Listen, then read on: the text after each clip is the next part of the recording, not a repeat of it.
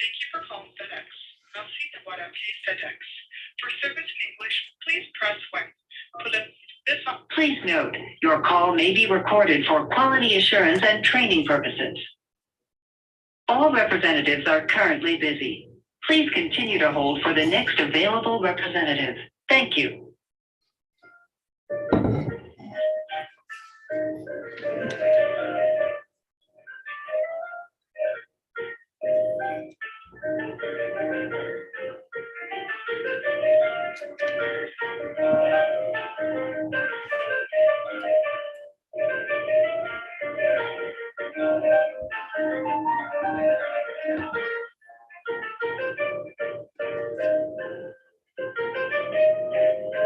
Thank you for continuing to hold.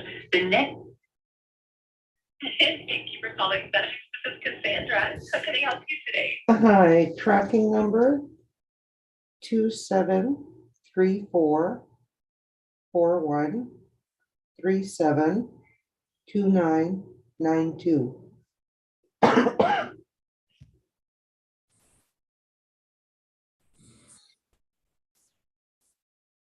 She got a law degree, actually.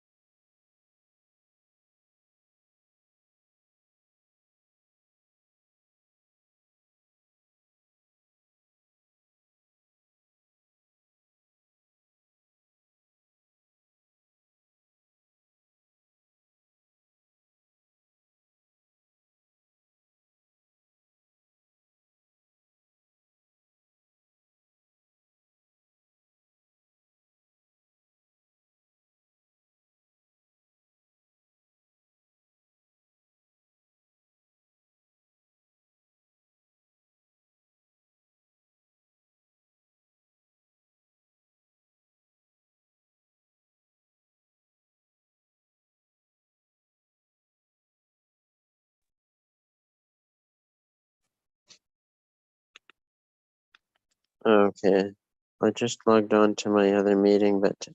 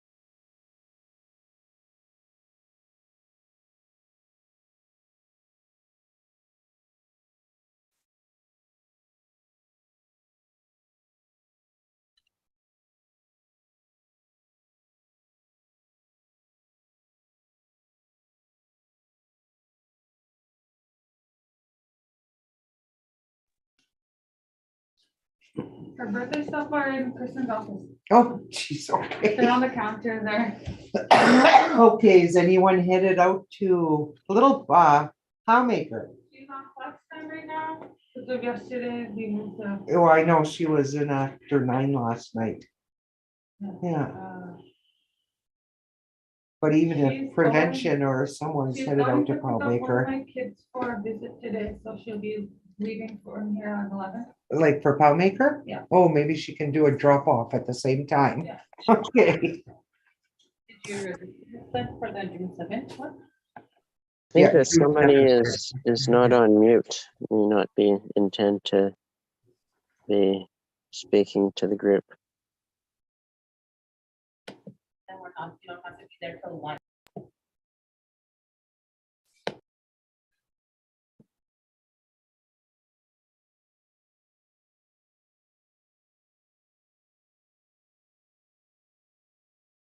How are you? Good? Yeah, it was awesome. You liked it last night? It was so fun. Everyone really loved doing it. They were really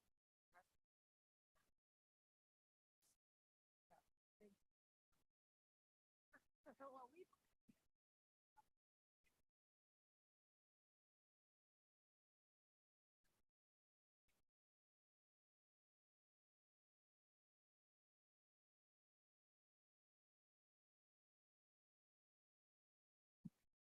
what do you want to do for the lady? The pathway right. Yeah. Run for check. Secret.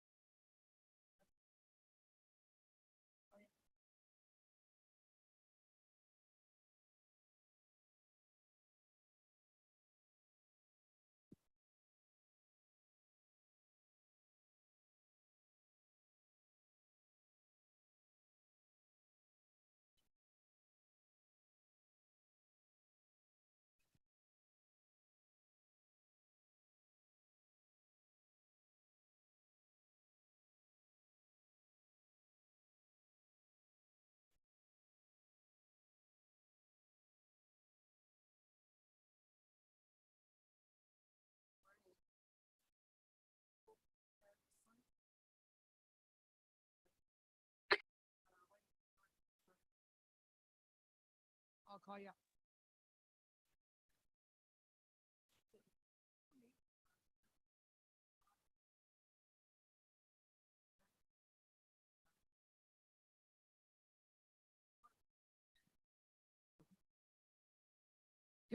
Good morning, everyone. Last day. Miigwech. Wait, I'm being told.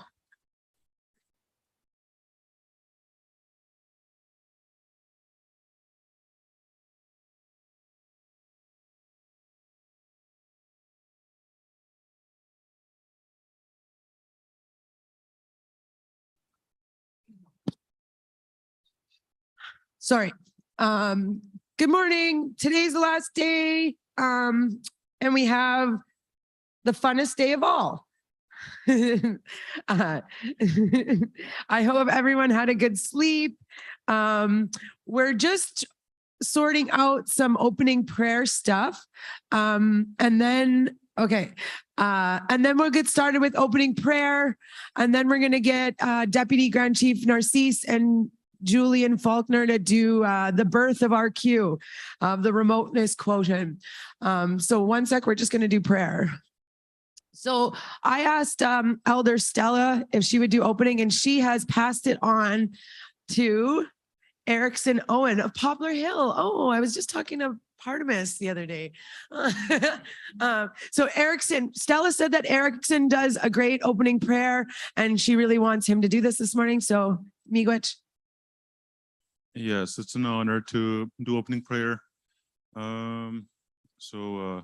Everybody please rise. And I pray in English. All right. Lord, Heavenly Father, we thank you for gathering us here today. Pray that thank you for all the lessons and teachings and blessings that have come from the past few days, and pray that today will be as edifying as the past few days have been. And I pray for those that are going home today, pray that they will get home safely to their homes and their loved ones. And I just thank you for all blessings. And in Jesus' name I pray, amen. Yeah.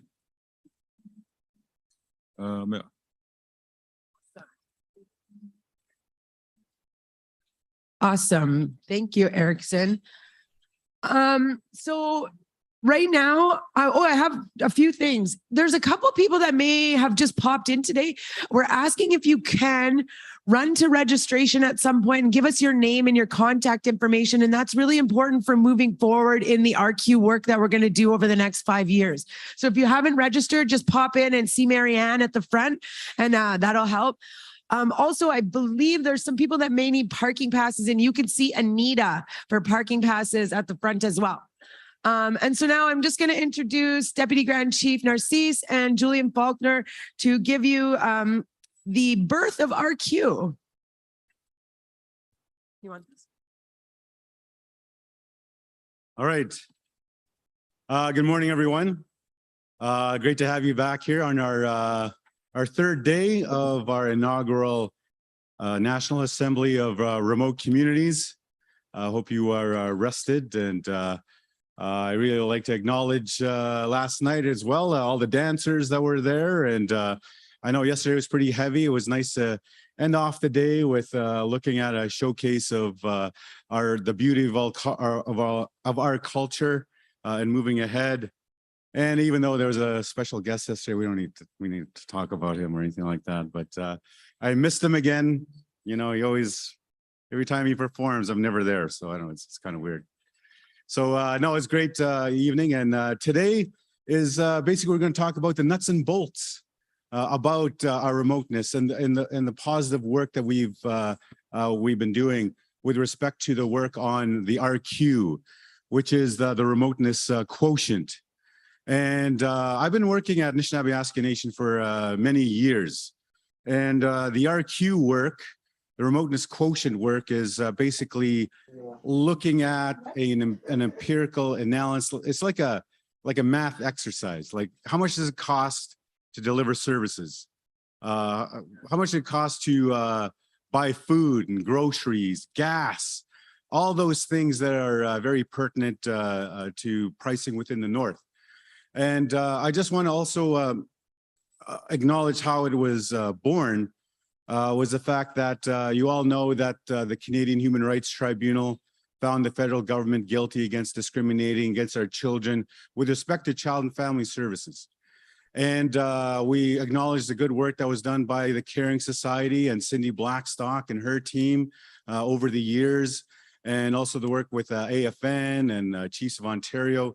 But also we want to say that the reason why Anishinaabe Nation sought intervener status was the fact that we want to ensure that our voices were also known with within the far north with our remote communities.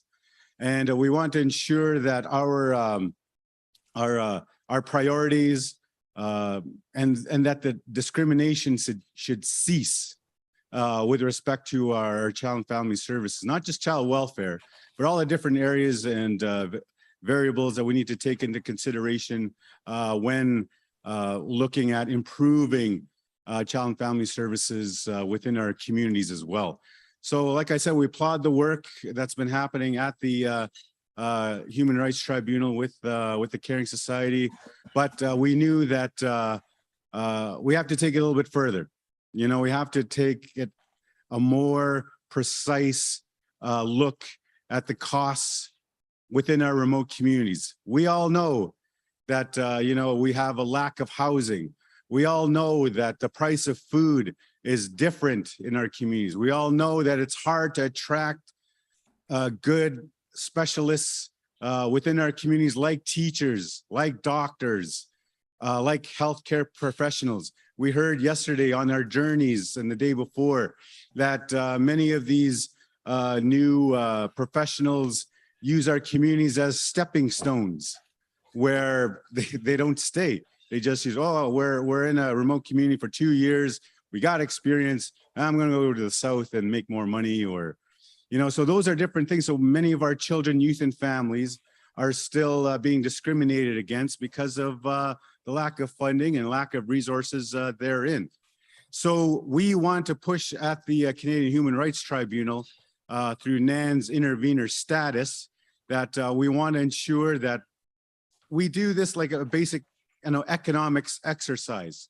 This is how much it costs. We want to know like what sort of investments, needs-based investments need to be made within our communities to really battle a lot of the challenges that we face within the remote communities. And it has to be community-based.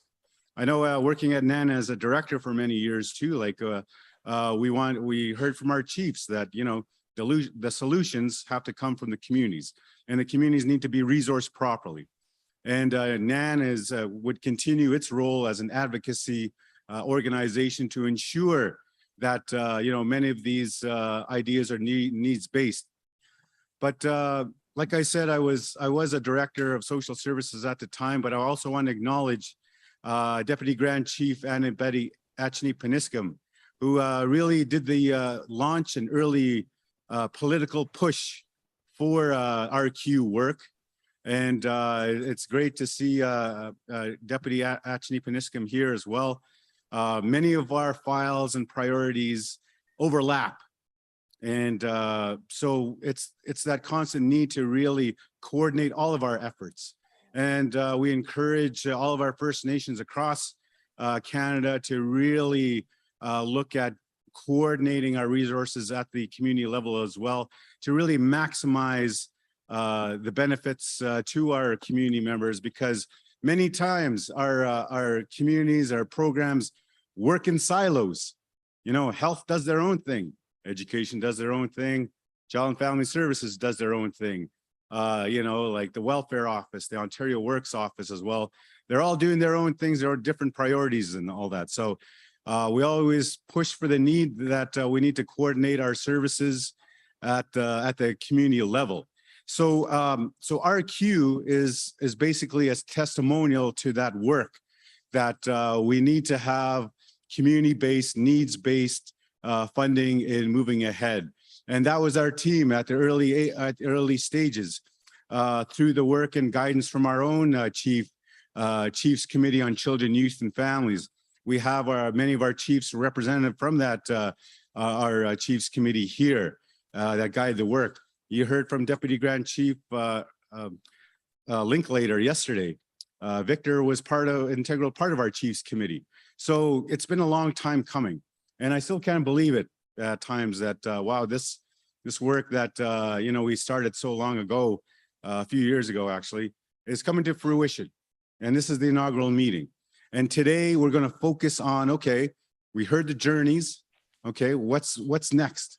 What are the different areas that we need to really look at, some of the best practices, and we want to share with you the journey of the development, the birth of RQ. the remoteness quotient work. We had experts, working with our First Nation communities within the North to identify specific variables that are just unique to our First Nation communities. And I know many times at negotiations with the federal government, we always say, well, we need, our children matter as well. Our children, it's great. We need to let the various levels of government know all that, but also we want to come up with a plan. We want to be practical. We don't want to waste anybody's time as well in moving ahead with the RQ work. This is part of the answer. This is part of the solution that we want to embark on to work with our First Nation communities to develop like an empirical formula, just saying this is what it costs.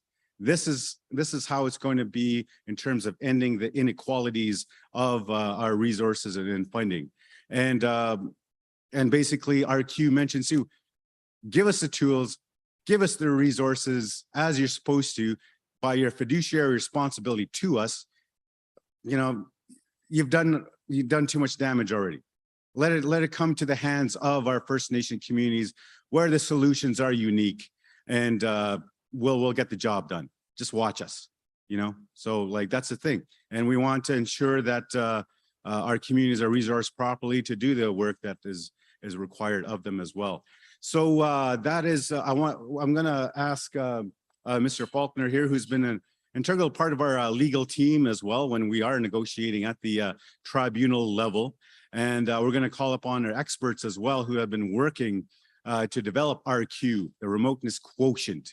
Like this is a fact-based exercise. We have a couple of reports already that really reflect what is needed to really end the discrimination in terms of providing needs-based funding to really look at addressing many of our areas in child and family services, not just child welfare, like I said, all those activities that is required, like prevention.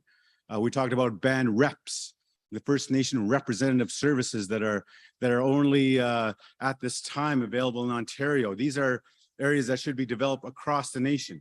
And I think that's one of the areas where NARC is going to be playing an integral role to ensure that our remote communities have access access to develop their own systems that really work with our citizens on reserve and off reserve.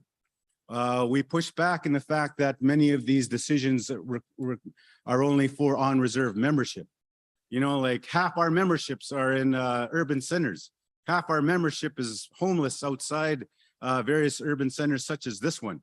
So how could you say that, it's only for on reserve when, the perpetuation of discrimination still exists when they say, well, this doesn't really deal with off reserve. But still, our chiefs, especially within the Anishinaabe Nation, have deemed it and put in resolutions stating that their children, their families are their jurisdiction wherever they may reside, whether they're on reserve or if they're in other parts of urban centers. They are their jurisdiction wherever they may reside. And chiefs and leadership that are here, we all hear sometimes, especially at the band office, we have our members calling us. We need basic needs. My child is about to go into care. I need help. I need, last month's rent or basic needs, food, diapers, all those different things. Our band offices get these calls every day. It's time that, we need to resource our First Nation communities with these First Nations representative programs, and they should be designed at the community level. And RQ really stems all those different work that needs to be required to do that as well. We're not just talking about fly-in communities. We're talking about also even our road access communities has various degrees of remoteness and access and the gaps to services. And that's where we really need to take a hard stand in terms of our negotiations with the Crown on various levels of government to say that these are our priorities, these are our challenges, and here's our solutions. This is how we want to overcome many of these areas that we have. And we need to coordinate all levels of services as well, not just social, but with education, with health. So RQ has overlapping opportunities to go into other sectors. You know, one of my other portfolios is education. And that's a very important part too, because our education systems are grossly underfunded as well. Whenever our First Nation communities want to develop an education or a private school system, a system that is more reflective of their cultural needs, of their own standards, utilizing our knowledge keepers at the community level, our communities still have to go through red tape in terms of funding and resources. You know, so RQ, remoteness quotient work could stem into other areas such as RQ. And at Anishinaabe Nation too, we are in the early stages of demanding a bilateral reset to our education systems. Because, you know, like we had an agreement like that was signed 20 years ago.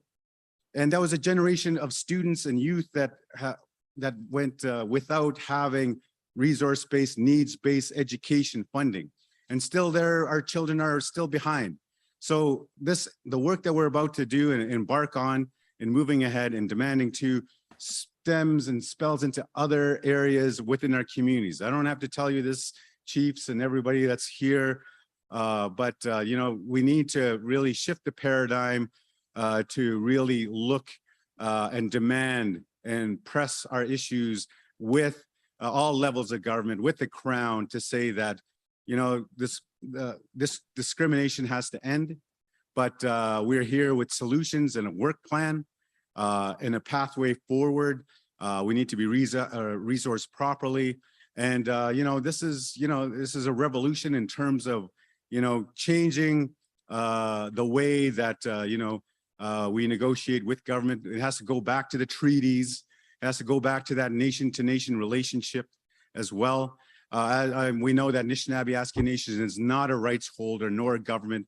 We have to go back to the way where, you know, we have to take heed and direction from our First Nations who are rights holders and create a pathway forward and set the stage for a renewed national discussion and negotiations on child and family services reform and the fact that all the compensation that falls therein. So I know this is day 3, everyone. It's been overwhelming and very insightful 3 days coming up. And I look forward to also hosting the next NARC within our territory as well. We'd love to have you in Treaty 5, Treaty 9 territory. So the work continues. And I think we also need to press our presence even at the AFN, where, you know, like we have a presence and voice at the Assembly First Nations that is coming up in July, where I think it's an opportunity for our remote communities to gather on a sidebar during the AFN as well, to help continue the work that needs to happen, but also press our priorities at the national level and say, hey, this is NARC. You know, we are moving on very important matters that concern our children, youth, and families. So those are some of the next steps that we are doing. Like I said, NARC is funded for the next 5 years, and we want to ensure that all NARC members have an opportunity to host the Assembly on our important work together as well. But no, I just want to say that for an introduction for our next panel. I know the Journeys exercise, we have identified all of our priorities, our challenges, and it only scratched the top of the surface. I know we need to have more opportunities to really delve into those specific areas. But I want to move our presentation to the NRC, and I'd like Mr. Julian Faulkner to give you a in-depth legal analysis of where we've been, where are we going, and what's yet to come. So with that, Mr. Faulkner, give him a big hand. Yeah.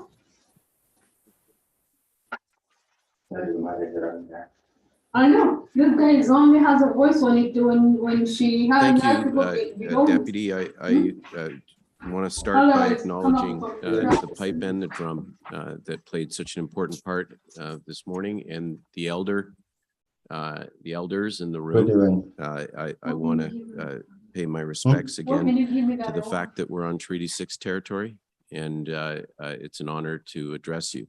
I found the words of Elder Felix in particular yesterday, something that I have to remind myself about every day.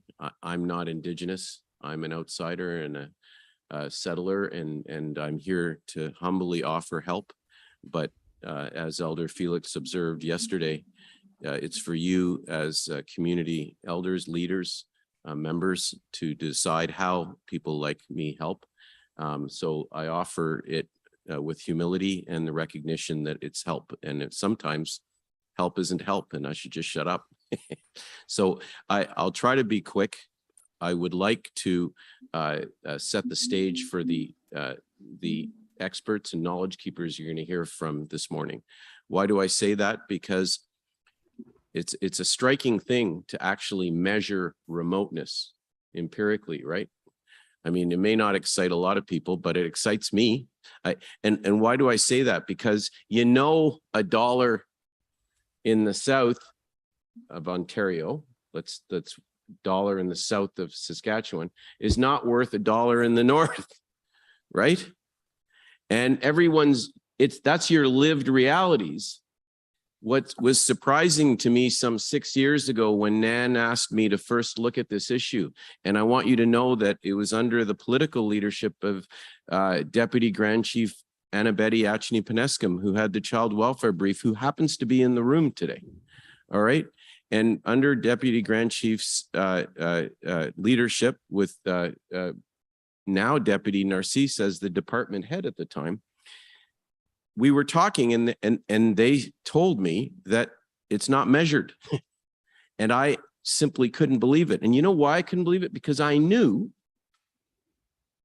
when a doctor who works for the federal government goes to work in one of your communities, you think his compensation isn't measured? They measure it. When a nurse goes to work in one of your communities, you think they don't measure it? They measure it. They pay them post allowance, they call it, right? They've been indexing remoteness on how they pay themselves for decades, if not centuries, right? So they know how to count it.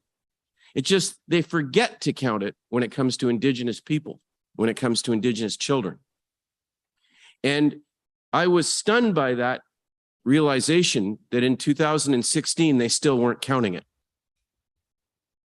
Now, we've come a long way since 2016. I want you to know this in 6 years, and we're going to go over that. So there's good news. But, you cannot go towards the future you cannot change the paradigm, and you cannot have a successful journey forward if you don't tell the truth about the past, right? And no one respects aspirational, let's all feel good when you don't tell the truth about the past. And the truth about the past, as recently as 6 years ago, is they didn't measure remoteness. And if they did, because I've heard this in different rooms, oh, we did. And so I asked them what the number is, and it was like bizarre. It was like 5%, right? It was unbelievable. No, I'm not kidding. They had numbers like 5% and 6%. So all of you know that doesn't get you out of the gate, right? So what we hope to do today, and we're setting the stage for these experts who've attended to tell you about their work. Now, you have to be a geek like me to really like this stuff, okay? And it's numbers, but it's good stuff because it's your children, right?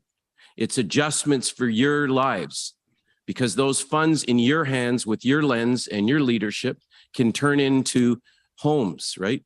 Can turn into services, can turn into supports, mental health supports for your children. So this issue has real on the ground application, not in the future, right now.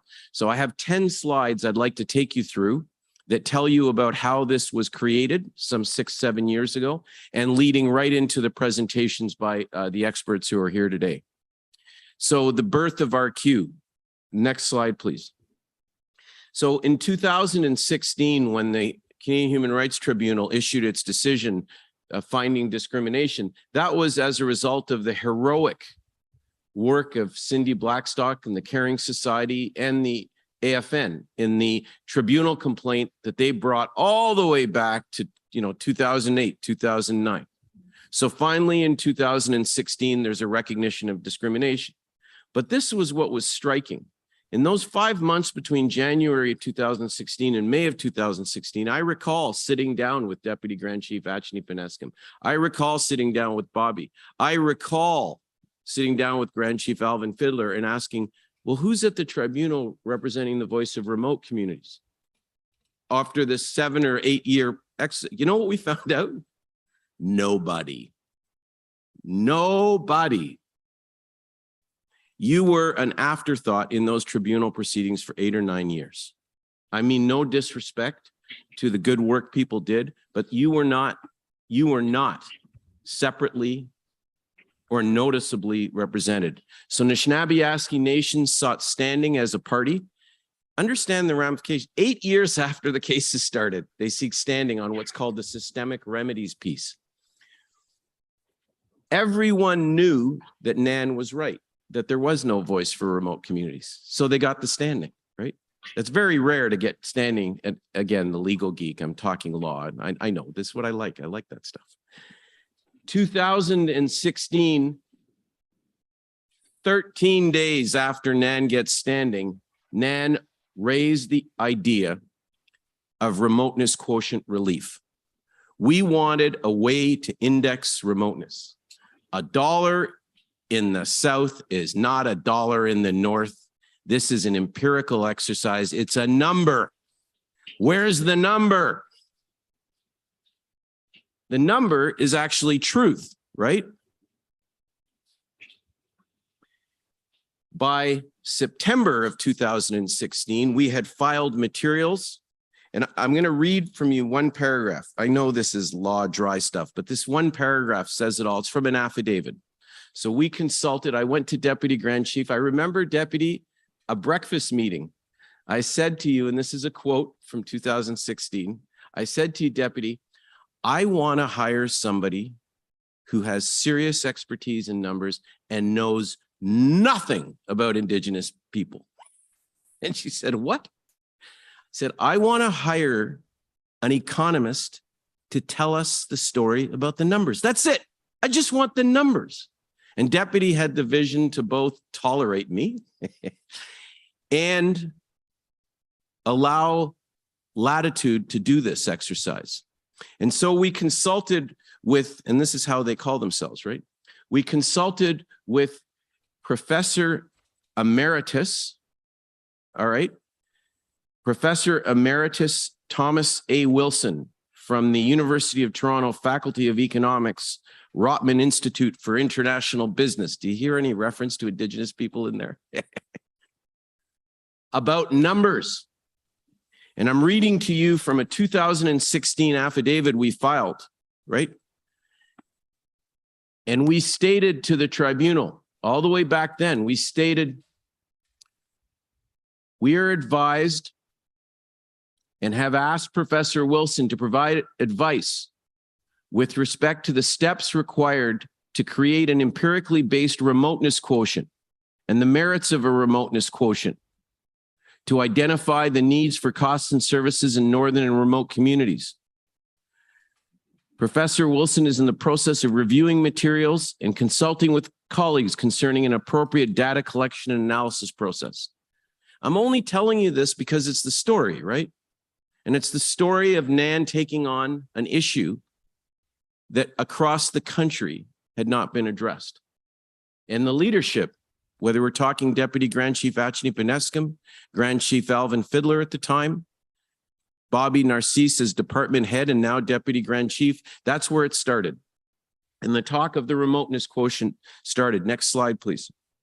And what we were successful in convincing Canada to do was to enter that partnership. And so in 2017, then Minister Carolyn Bennett and Grand Chief Alvin Fiddler signed terms of reference for the first RQ table. RQ has a nice fancy term, eh? Remoteness quotient, RQ. It's like you can think of it PDQ or like Dairy Queen, DQ, and it's an RQ. And the point is, right? RQ became something that rolled off the tongue, and it became synonymous with facing and addressing the problem that remote communities are an afterthought. The terms of reference that the minister signed with the Grand Chief speaks to the need for an equitable and evidence-based child welfare funding model that is responsive to geographic remoteness, community needs, and infrastructure and cultural traditions. And the need for a sound empirical basis for funding calculations. And so the afterthought now comes front and center. That's in 2017, 5 years ago. Next slide, please. Now, the tribunal looks at this, the Canadian Human Rights Tribunal. They don't just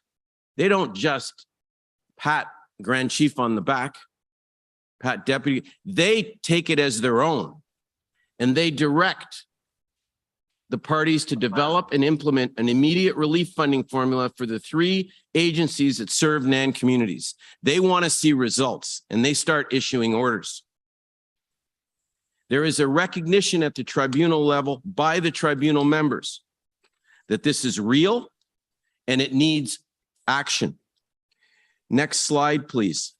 Between 2017 and 2024, a series of reports are filed because this is about accountability. It's not just accountability on the part of Canada, and it's not just accountability on the part of the outside, the lawyer, right? The non-Indigenous lawyer. And it's not just about accountability on the part of Indigenous leadership. It's about actual accountability by all. And so reports were filed and have been filed and made part of the public record. And I wanted you to see that. This isn't just a bunch of words. Reports providing the outline for how to measure remoteness have been filed with the tribunal right up until August 2021. And the next report is due in terms of 2024, I'm going to tell you about the work in a moment. It results in real numbers. Next slide, please. I want you to see what the remoteness quotient produced in adjustment of funding for NAN agencies. Take a look at these numbers and the conclusions from the reports. These are the adjustments necessary to account for remoteness for the 3 NAN agencies. Take a look at those numbers. The change in funding for Tikanagan, 68%. Because, of course, Tikanagan in NAN territory serves the most intense remote communities. Now, when I say to you, that's the change that is required and the increase that's required, I want you to know Canada has gone a significant distance in meeting the 68%. That is, no jokes aside, they may not have hit the number right on, but the increases are very high in NAN territory to address these numbers. But I also want you to think about something else.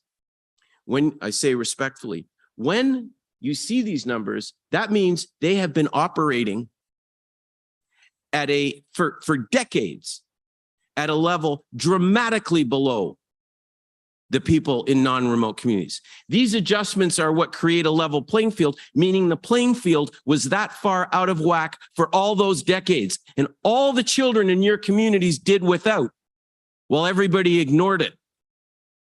So yes, that's good news. Bad news is that's what was missing. Next slide, please. So when it came time, when the ministers issued this letter in the fall, and everybody knows about this, Canada issued a letter for making a deal. They said, enough, we want to make a deal. We want to settle the child welfare claims, right? So when Canada issued that letter and said, we want to put $40 billion on the table, 20 billion towards compensation and 20 billion towards long-term reform, I want you to know that these global resolution discussions started. I want you to know the truth. Want to hear the truth? The truth is, I say with all due respect to everybody involved, whenever a lawyer says with all due respect, it means he's going to deliver a zinger. I want you to know the truth. The truth is, guess who was an afterthought at that initial global resolution discussion table? Guess who they forgot or almost forgot? Yes, NAN experts and NAN RQ work. It was Deputy Grand Chief Narcisse, I'm talking about last November. With all these developments I just showed you, they still forgot. It was Deputy Grand Chief Narcisse who stood up in November and October at the global resolution table and said, NAN is not being left out of this.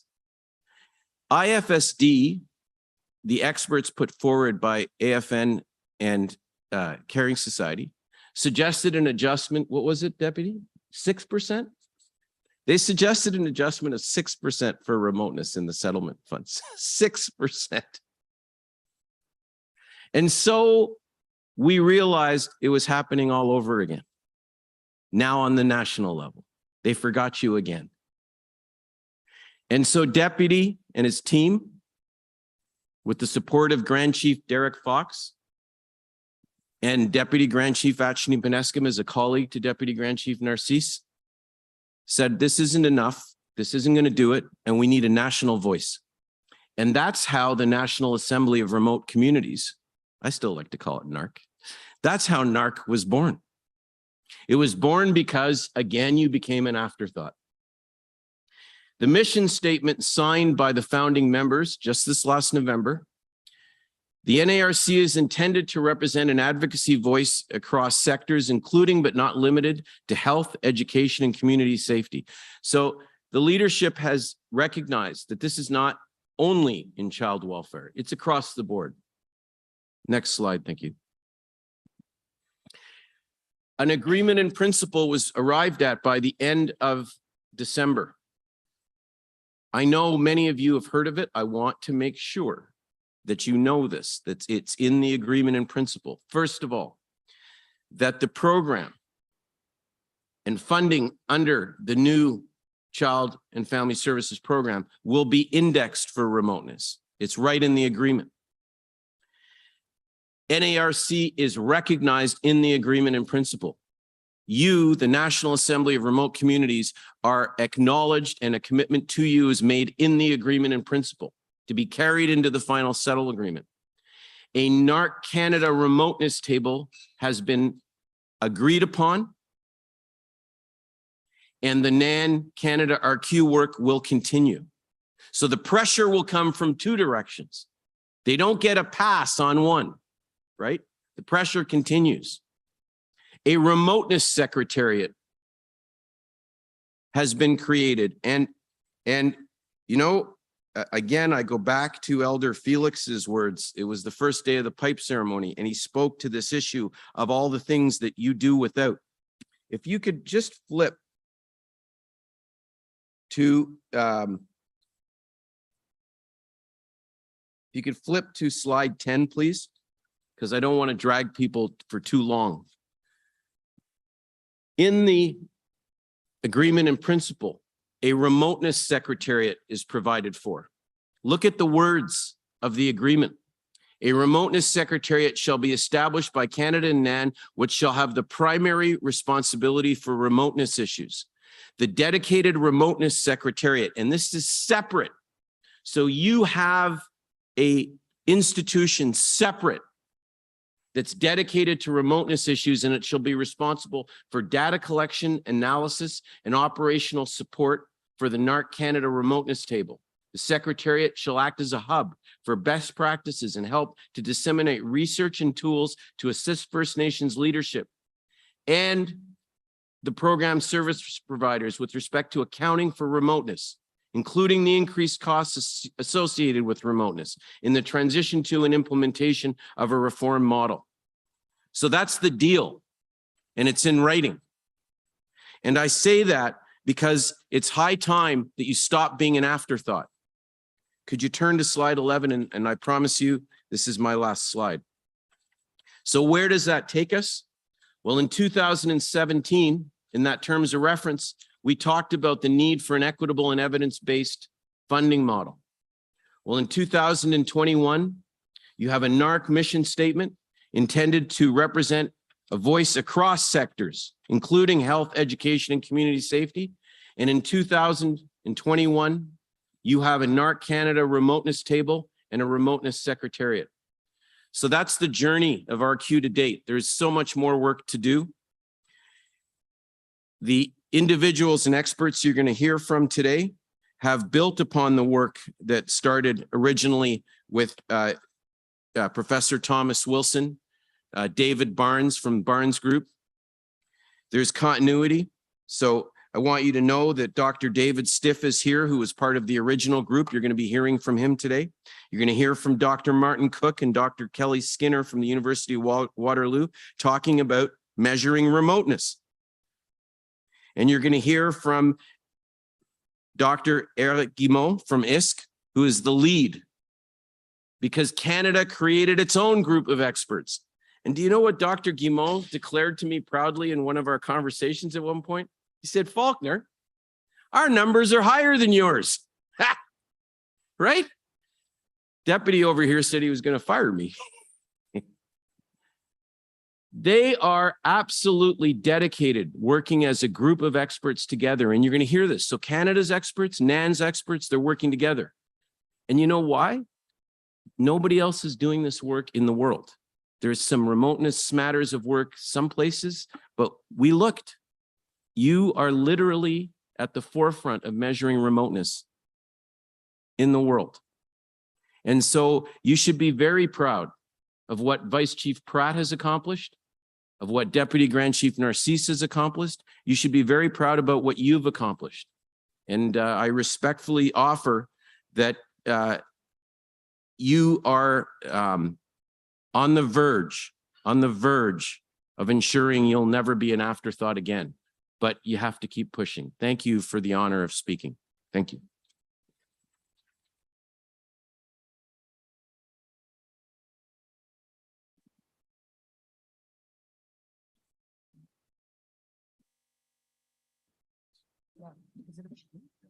Oh, okay, awesome. Thank you so much. That set so much context. Oh, sure. Chief Ferries. Good morning, Julian, Bobby, thank you.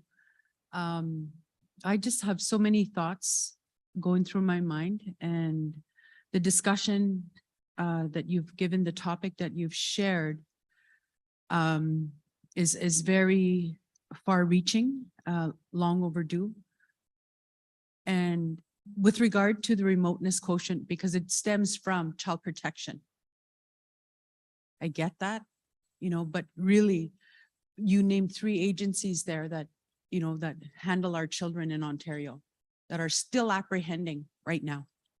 I see it in court all the time. Nothing's really, so they got more money to take more children. You know, that's kind of the double-edged sword that I'm thinking about, Julian, because I'm in court and I see families being taken and still being broken. So that's great on that front. I mean, that's not great, but that's kind of like the double-edged sword, right? Great, you're getting more money to keep taking our children.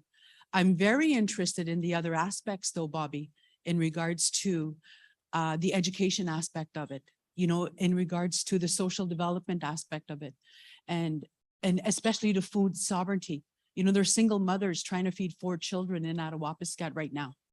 How do they do it? How do they do it? You know, we're talking about extreme poverty, you know, and I say that from a frontline worker as people, somebody representing and hearing their stories from their home. How do they survive of 22 people in a 4-bedroom house? I share it with my sister. Our kids sleep on the floor and we're on the side, you know, 1 room.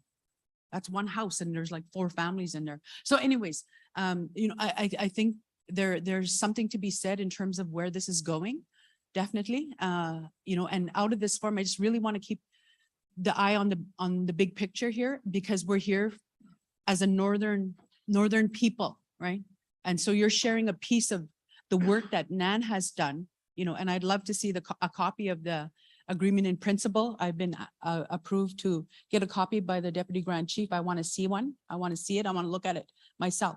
Anyways, that said, I think it's important to keep an eye on the big picture of what we're doing here. We've just been networking with other communities like Manitoba people, Saskatchewan people, and there's other people that were on the Zoom yesterday that are not here yet. You know, so the NARC, as we're calling it, I wish it was an Indian name, you know, more, but NARC is what it's going by right now. But we know, I think what the purpose of it is. So I just really want to say that, to keep an eye on the big picture, and you know, we're here about bringing our children home. You know, I think finding their home fires, the ones that are lost right now, that are going to grow up, that are 8, 9, 10, 11, wonder where they belong, you know. So anyways, I just really want to say that it's a double-edged sword, because if they got all that money, extra money, trust me, the apprehensions took place. I'm there on the ground in court at the first appearances, you know, so I don't mean to, you know, disrespect anybody's work. And I'm not a mathematician, Julian. You know, you're looking at people behind me, you know, but I just really think it's important that we think about that. And, you know, there definitely are good ideas and so forth. So You highlighted a weakness in my presentation because I apologize, Patricia. You've identified something that I should have mentioned. The RQ adjustment, I used the numbers for the agencies because that was the first step of the first report. But in fact, adjustments were made for prevention funding for communities. And it's a weakness in my presentation, so I apologize. That's it. That's it. So in actual fact, the RQ adjustments applied to funding in a whole series of areas. And I'll let Deputy speak to it. Julian's time. That's strike 2. Oh, it's a tough crowd, man. But I just, the recognition that an agency-based approach is not one supported across the board is a balancing that has sort of been a part of the way forward. And what does it look like? Bill C-92 and all of the pieces has meant that RQ adjustments have had to be across those issues. And so the dollars increased substantially on 2 streams, directly to First Nations as well as to agencies. So you make a very good point. Okay.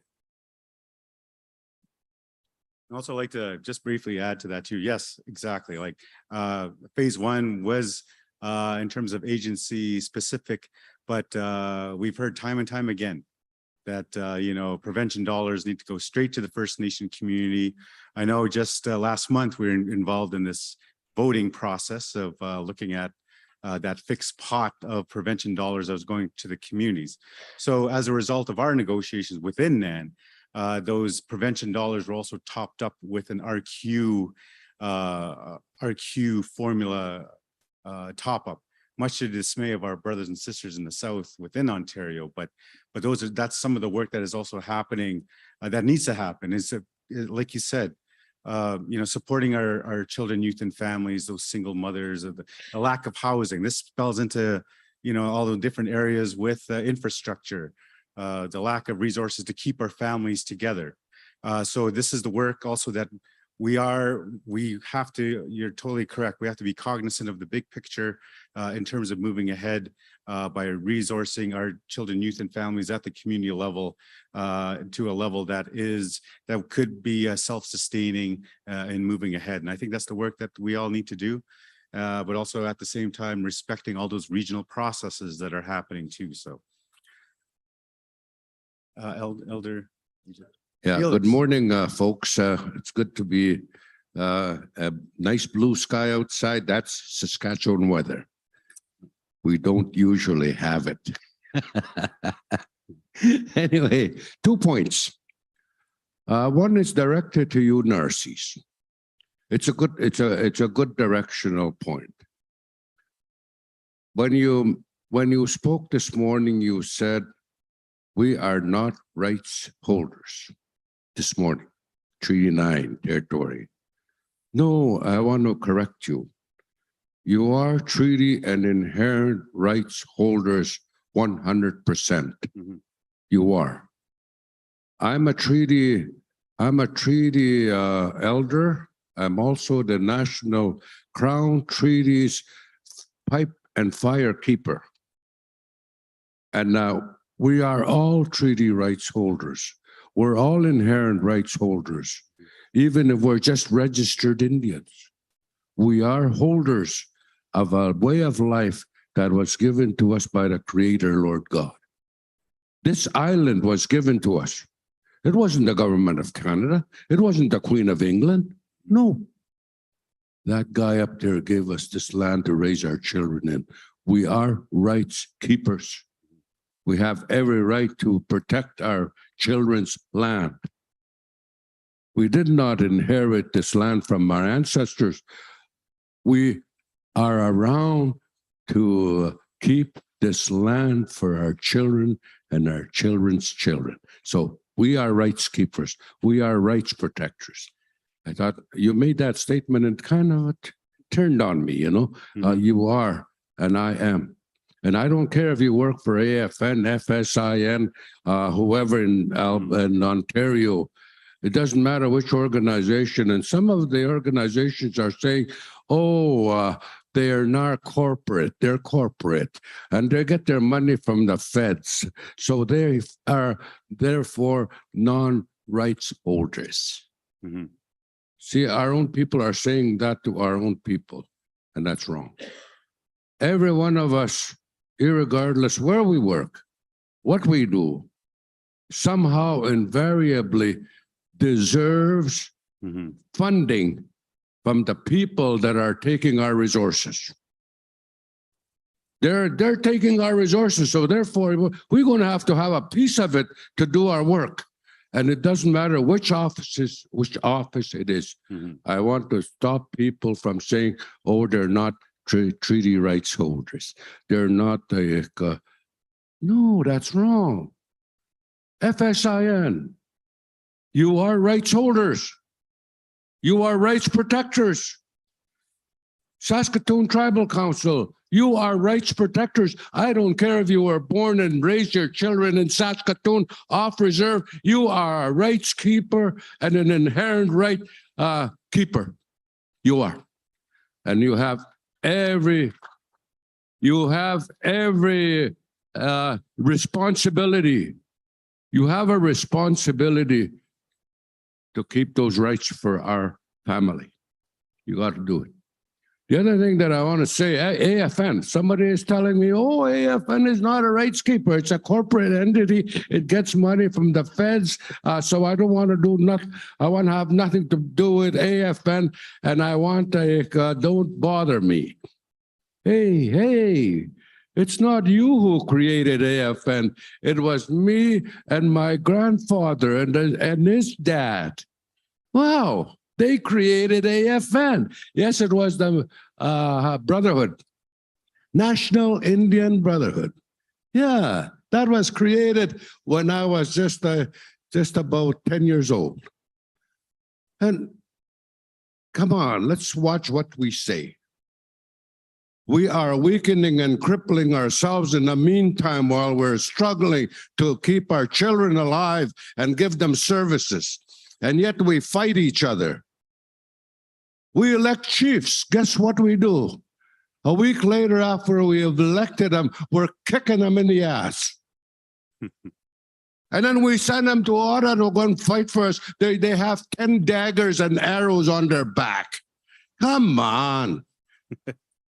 Elders, you're the biggest gossipers in the reserves. Yeah.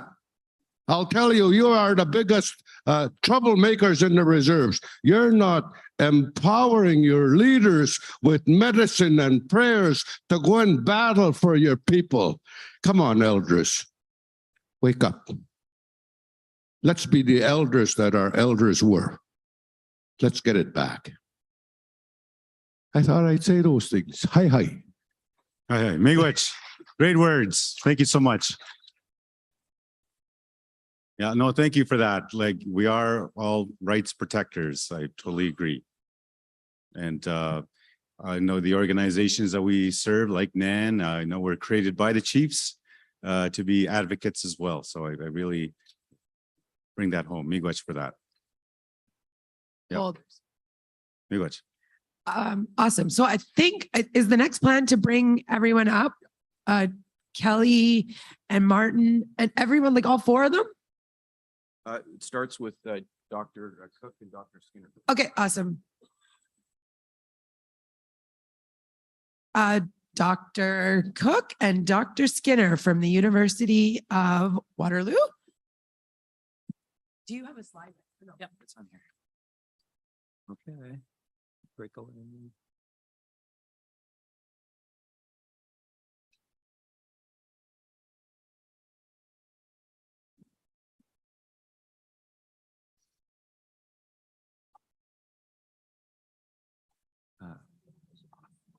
It is up there.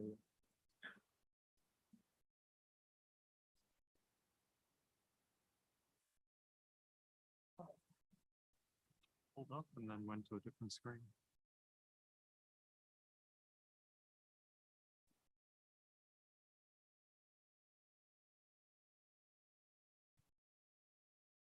Just some technical difficulties.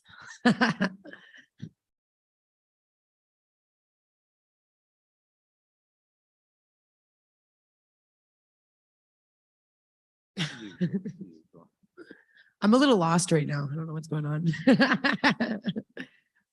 I don't know where they are. Do you have them?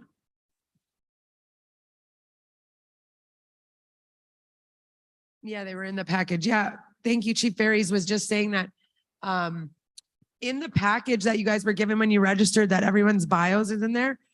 So it gives you a little context of what each person who's presenting for us this week is doing in their work.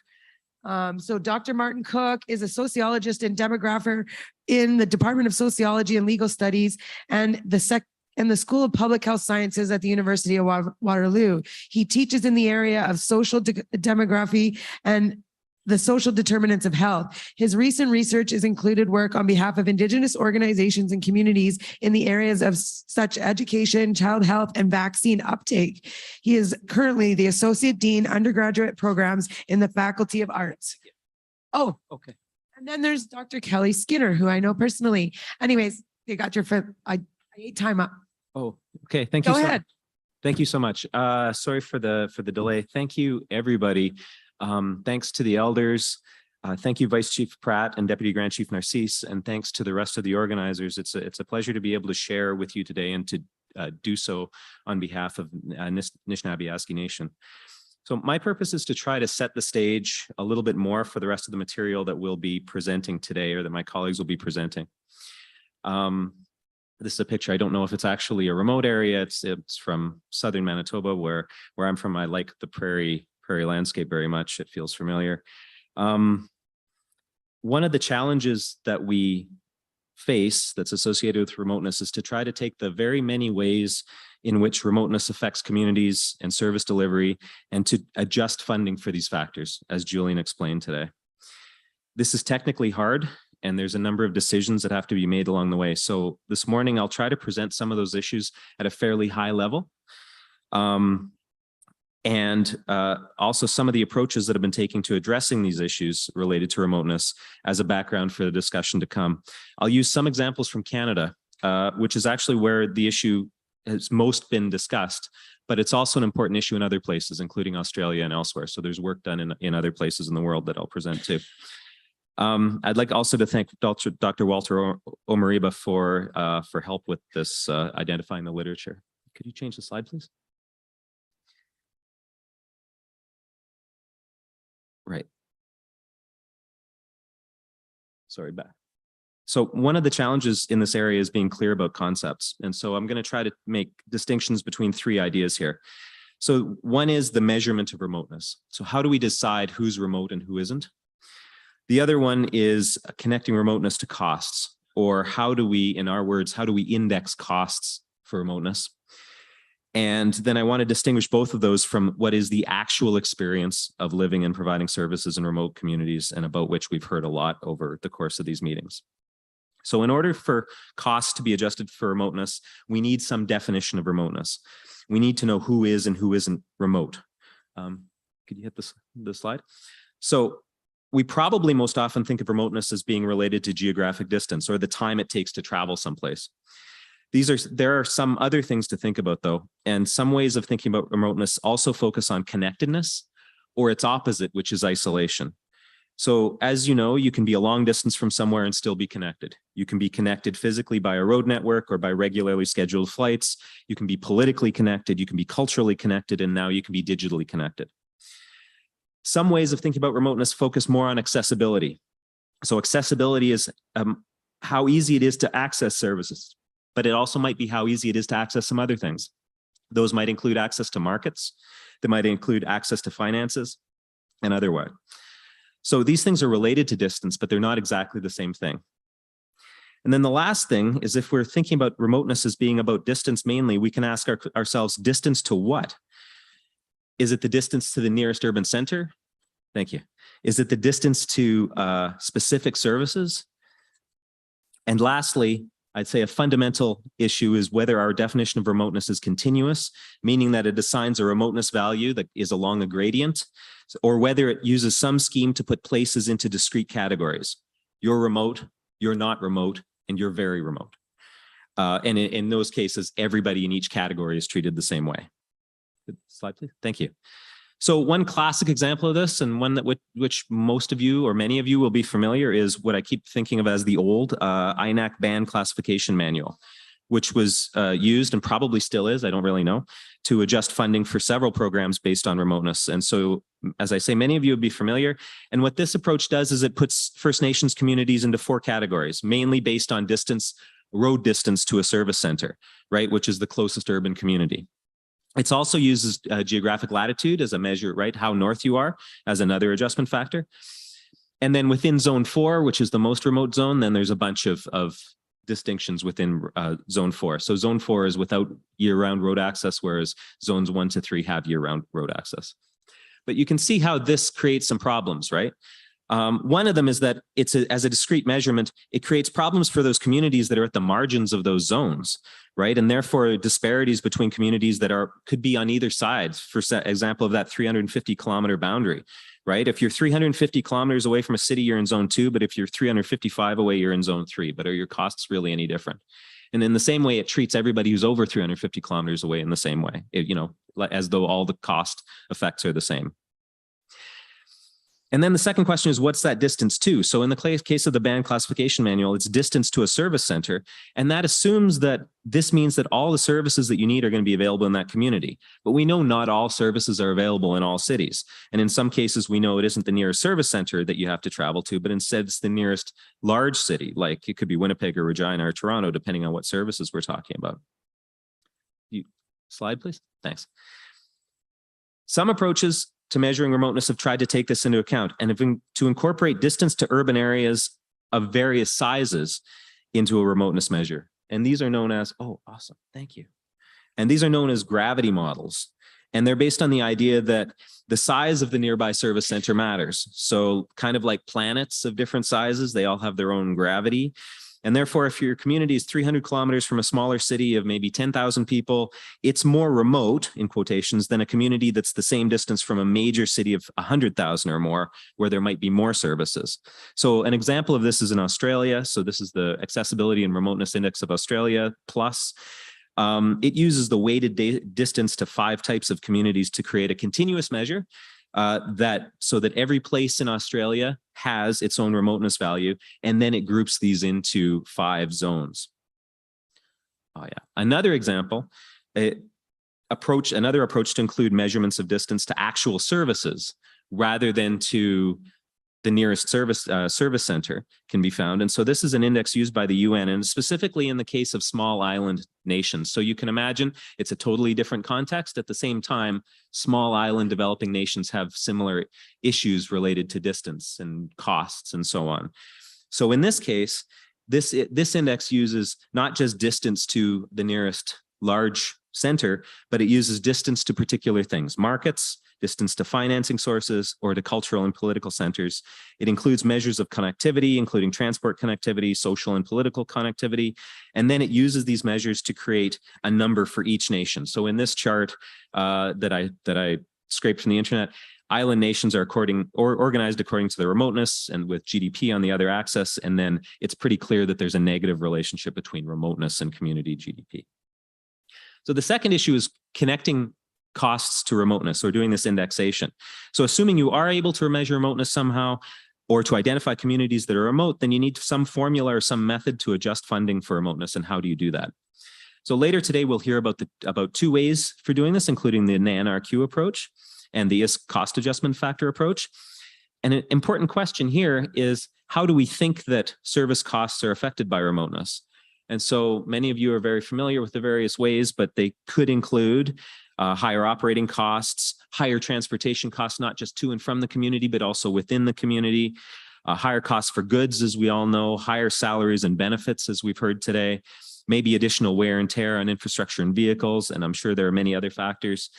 So it's hard to identify all the ways that remoteness affects costs and to figure out how funding should be adjusted for them. It is important to understand exactly what we're adjusting for when we're doing this cost adjustment exercise. In most of the existing methods for cost adjustment, we're adjusting for the higher cost per unit of service delivered in a remote community. So as you know, it just costs more to deliver one unit of service, one service to one client, or to deliver a program to the same number of people. And this is a slightly different idea from the availability of certain programs or services. Some are just not offered. And although that availability might also be related to cost, it's also a slightly different idea from the idea that there are different or more services possibly needed in remote communities, right? And so it's not just units of service, but that more units are needed. So all these things are important, but they mean slightly different things when we're thinking about how we're adjusting cost. There are some other questions we should consider when we're trying to do this work, this adjustment of cost. And so for one, is the adjustment specific to one service category, or is it a general adjustment, such as child and family services, right? Or is it applied equally to education, community safety, policing, or health? The mix of goods, capital, and personnel costs that were required to deliver these different services is probably different. And so the costs associated with remoteness could be different for each of these types of services. On the other hand, it's certainly easier to have one method that applies to all of them. Adjusting for additional costs might not help much if what you need to deliver the service just isn't accessible or available where you are. That's also something to consider. And we also should consider and ask whether the cost adjustment method we're looking at is based on some measured costs, or whether it's on real data, or whether it's based on some arbitrary number.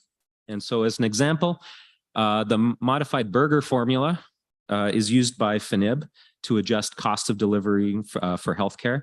It also divides communities into 4 types based on distance, but also availability of flights, and then assigns different weights to the costs based on community type or distance, and also population size. But the weights used in this formula are not based on real costs. They're based on weighting factors that have been derived in other ways. A different example is the Nunavik cost differential study. So this is a different way of identifying costs done in the Inuit Nunangat of Nunavik in northern Quebec. And so the question is how to figure out exactly how much higher the costs are there compared to Quebec City. And so in this study, they basically use the same methodology as the Statistics Canada uses for measuring inflation. They identified a number of cost categories and then items within those categories, and used a survey of households to find out how much people actually paid for these things in these 6 communities. And then they can work out a price and an index that can be used to adjust costs. So that's a different way to do it, based on real costs. When we think about this whole enterprise of first measuring remoteness and then attaching some costs to that remoteness, there are some last things that I think we should be thinking about when we do it. One is that things change. And so I don't think the band classification manual, for example, has been updated for very many years. But things do change. Roads are paved, roads are built, flights are scheduled more regularly. So remoteness can change. And we know very well costs can change. So how often do we plan to update these measurements, and who will do it? And a second question is whether both of these things, the measurement of remoteness and also the costs, are available for all communities. Are the data there that we're using available for everyone, or do we have to make some assumptions? So we measure it in these communities, but we assume something about these communities because we don't measure it directly, for example. Are the methods used to create these measures, are they transparent and available to everybody? So is it easy for people to understand them and to understand how the adjustments have been made? And last question is, how hard is it to get the necessary data to make these estimates? Is it expensive? Is it time consuming? Are the data easily available, or are they private? And who holds them? Who holds the data? So in conclusion, I guess my main message is that the technical work of adjusting the funding for the additional costs of remoteness is not easy, and it's not obvious at all how it should necessarily be done. So we'll be hearing more from our colleagues today about some specific approaches of measuring both remoteness and adjustment for costs.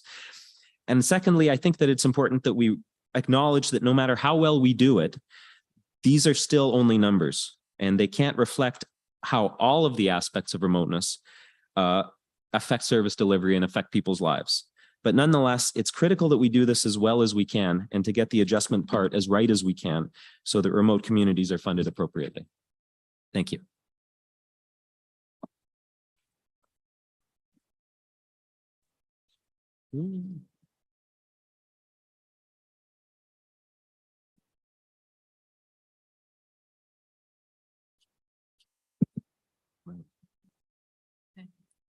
Are you going to put up my presentation or do I need to figure it out up here? Oh, right. Hi. It's there. Oh, good. Now I see it. Okay. And I'm really short, so let me see if I can. Yeah, that's a little bit better. Okay, so I'm Kelly Skinner. I'm from the University of Waterloo. I grew up on Robinson Superior Treaty Territory, about 30 minutes northwest of Thunder Bay. And I currently live in Waterloo, Ontario. And I actually have not been involved with the remoteness quotient work. I was asked to come and talk about the experience of remoteness sort of from an academic perspective. So I've tried to look at it from the work that I've done working with communities since 2004. Primarily that work has been around northern food systems and food security, but I have a few other examples of my experience through this research. Want this one? Oh, sure. And I'm not sure what happened to my slides. Oh, there we go. It went black for a second there. Okay. So I want to talk just quickly about some reflections on the impact of remoteness. Like I said, I've primarily worked in Northern Ontario, but I also now work a lot in the Northwest Territories with remote communities. And to think about what remoteness means for people's lives and how does it impact their access to services. So I'm going to look at sort of three areas: road access, access to retail services, food costs, as well as a little bit about traditional food. And there's a bench. Thank you. I will be careful. Maybe now you can see me a little bit better. Hi. Okay, and the third one is just very quickly access to healthcare, because we had a very small study that's unpublished that we looked at that. Okay, so road access is the first one. Am I not pressing it hard enough? Is that what the problem is? Okay. All right. I was pressing the down button or the stop button instead of the forward button. Okay. So I was really excited to hear that there's this work around measuring remoteness, partly because when I started working in 2004, basically a lot of the research dollars and a lot of the media attention around remoteness was towards the territories. So there's very little conversation at any level, except for people who lived in the communities, about the provincial north and what remoteness means for people living in the provincial north and the challenges for those people. So if you think about road access, which I'm starting with, you can look at sort of this swaths of land where there is no road access in Ontario, Manitoba, and Saskatchewan.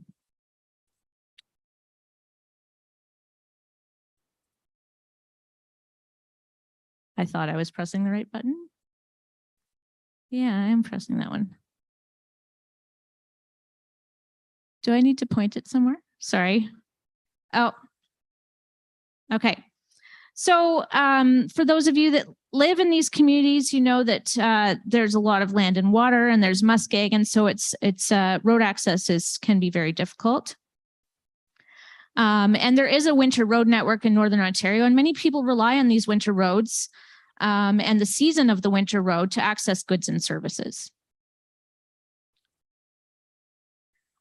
So I do have just quickly a little bit about sort of climate impacts on the winter road in terms of some research that's been done. So this was a picture that I took in January 2011 of the winter road. It's Weedham Road on the west coast of James Bay. And then this is a picture that a friend of mine took who lives in Fort Albany of the same winter road in January 2018. So we can see there that that year the road was not nearly as solid during that time as expected. There was a study done to look at sort of the projected and experience of climate change on winter road systems. They looked at 5 weather stations across Northern Ontario, and they looked at freezing degree days during the winter road season and found that they were decreasing over time. They also did interviews with people who worked on the James Bay Winter Road, as well as people who used the winter road in Fort Albany. And people basically said that they felt that the time of the winter road was shorter, and it also was the delayed start to the winter road. So I'm mostly going to talk about food costs because that's the area of research that I primarily do. So I heard some, mention of food costs over the past few days. It's really a significant issue for any remote community. And I did try and find my picture of baby formula, but I couldn't find it. So I'm going to use this picture of flour instead. So we can see here that a 10 kilogram bag of flour from Sandy Lake in 2017 was over $45, and that is with the Nutrition North Canada subsidy. And this year in Thunder Bay, you could buy the same bag of flour for $15. So we did do a study on retail experiences. So we were looking at people's experiences in the retail environment.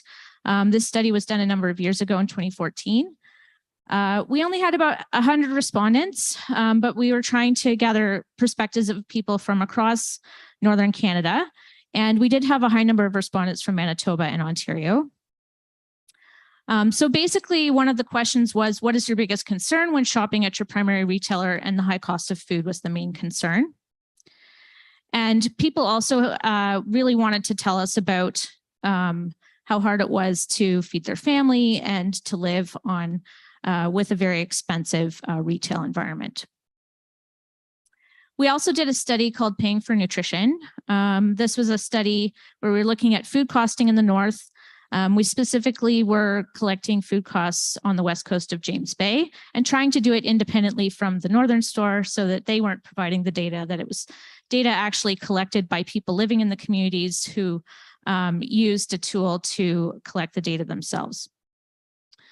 So we looked at the monthly cost of this list of foods, and it's a list of foods of a tool that's been used by the government. It's called the Revised Northern Food Basket for a family of 4. And you can see here across the communities in the west coast of James Bay, Attawapskat had the highest monthly food basket cost at nearly $2,000. And as you sort of go down the coast, you can see slightly reductions in prices for that monthly basket. And in Timmins, it was just over $1,000. So it's nearly double for the communities that were further north. We also tried to equate that food basket to income to see what percentage of those food costs what percentage of your money would be put towards food costs based on compared to other expenses. And we saw that for a place like Fort Albany, for example, more than 50% of your income might be going towards food. And then that other side of the coin, so all of your other expenses would be with that remaining. And so there's a lot of other things that are costly and need to be paid for, like clothing and footwear, transportation, shelter, and other expenses like hygiene products. And I wanted to just quickly show a cost of transportation example. And I really think this part is important. So context is really important. And Marty mentioned the market basket measure that had been used in Nunavik. And if you look at the way the market basket measure is calculated, it's not really for a northern environment. So one of the things they look at is transportation, whether there is any public transportation, and then they use a car as the example and operating a car. And as all of you know, there are very few cars in the north. In remote communities, it's primarily trucks, right? There's also a very big differential in gas prices. These gas prices were from a number of years ago on the west coast of James Bay, and they may not seem high now, but at the time, I think in the south, it was about closer to $1. So there was a big difference. And then what about transportation costs as they relate to other things like land-based food harvesting, traveling on the winter road to purchase items from more southern stores, or leaving your community during a time when it's only possible by air? So we have been doing some work around a lot of harvesting practices. And there's other groups that have been looking at the cost of harvesting. So for example, Micah Robidoux group out of the University of Ottawa has done harvesting cost studies and looked at how much it costs as even just base expenses for someone who hunts and fishes. And it's nearly $25,000 just sort of for the startup equipment and the other things that you might need to hunt and fish. And then there's also recurring harvest costs. So here you can see about $5,000 for things that you may need to purchase to go hunting on a regular basis. This doesn't account for the time and labor for harvesting, preparing the food, and there's also no guarantee that your hunt will be successful. So the last point I wanted to just touch on was access to healthcare. And so we did have a small study where we were talking to people in the Sioux Lookout region around their experiences with access to healthcare. And we interviewed community members in Northwestern Ontario. So although we primarily interviewed them in Sioux Lookout, a lot of them were from other communities from Northern Ontario. We heard about a lot of challenges in leaving their communities for healthcare. A big one was some out-of-pocket costs that were required to do so, that they couldn't always get a chaperone or support person, as well as the really difficult access to regular care that they might need. I heard a lot from parents about things like ongoing care for their kids. It might be speech pathology or physio or something else that they were looking for. So those are the three areas that I want to talk about: road access, food costs, and access to healthcare. And I just want to say about the data. So the data that we have on these kind of things, there's not a lot of it, and it's discrete, and it's only in specific communities. So the data that sort of need to be used at a broader level for remoteness have to come from potentially other sources, but I still think we need to think about the context of things and what the reality and lived experience is for people living in remote communities. Thank you. Thank you. I have a question here for Dr. Cook from Chief Crane. Hello. Hello. It's not a question. Well, I guess it is. For one thing, thank you for your presentation. But you talk way too fast for me. Oh, I'm sorry. I can't think as fast as you. I'm not highly educated at all. But with your presentation, you've touched on many, many things that we as First Nations face. And I don't know if you're familiar with our communities, how distant we are. I'm from Ontario, Northern Ontario, and nearest hospital is 79 air miles south, 2.5 hours driving on all-weather road.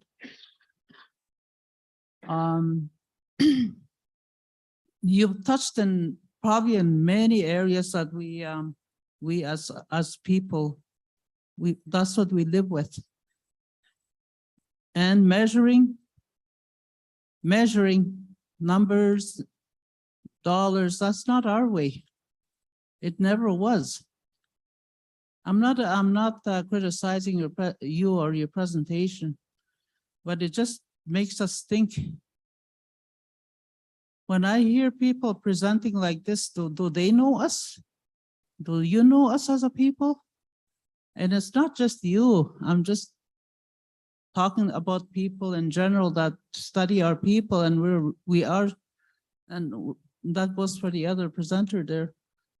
We are researched to death, studied to death. Do you have solutions for your studies? Is there going to be a solution in the end? I am really tired of listening to studies. For our people, we struggle with healthcare. We have to travel to Thunder Bay or Winnipeg or Toronto for specialized services. Education. I wanted to mention this maybe later on in the day, but I'll mention it now. I get really frustrated when I think back what happened to our people, my community in education. We became a recognized band in 1985. Our community has always been there forever. We live on a waterway between Cat Lake and Mishkigogmang. And we never intended to leave. So we became a recognized band in 1985. We became, during that time, we had a provincial system. The school was under the province. Then we became a official reserve in 1992. And this is where it really gets to me sometimes, what the governments can do and what they have done. The province took away the system when we became under the federal system, and our funding went down. I'm not lying. This is what happened to my people. So it really bothers me when I have to listen to this, and we're the ones that lived it. So don't mind me because I'm not attacking you. I just have I have to share my frustration. I've been in leadership for a long time and I've watched it. And here we are today. We're still studying and trying to figure out how we're going to help our people. Miigwech. Yeah, thank you. Thanks very much, Chief Crane.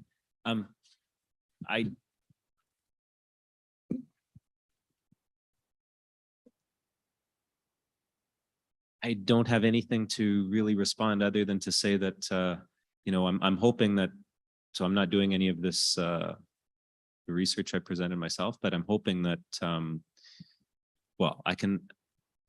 hoping that it's in the service of Anishinaabe Aski Nation, and then I hope that this helps inform an adjustment of costs. That's basically it. But I certainly hear you and I understand. I hear you saying, and I imagine it, how different a number must be from real experience. When things are boiled down to numbers, it must, I haven't lived it. Thanks. Awesome. Thank you. Chief Ferries, I've just got instruction that I have to, okay. And we're going to have questions at the end, just because we're behind schedule and we got to but thank you so much for your presentations. Are you guys sticking around? Yeah. Okay, awesome. So they'll be here and we're going to ask some questions after of them. We just want to quickly go to our next, we're going on Zoom, Sam. So we have Dr. Alessandro Alicia from Statistics Canada, and this is a short presentation on Zoom from Stats Canada. So can we load that up? Thank you. I can share my presentation from my screen if you Awesome. prefer. Thank you.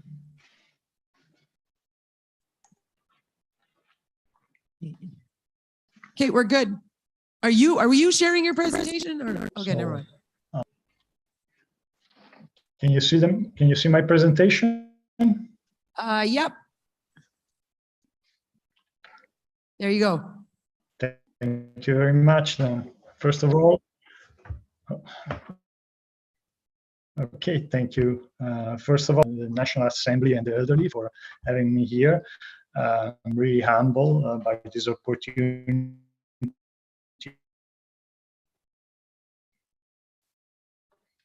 to talk to you about we call it remoteness index, and I want to emphasize one point. I come from the perspective of numbers and statistics, and in fact I don't have almost any knowledge of First Nation reality. So this is really a presentation about a way to measure remoteness for all communities of Canada, including Indigenous community and First Nation community. So in fact, my first slide is a little bit redundant at this point. I think you have covered this very well, why measuring remoteness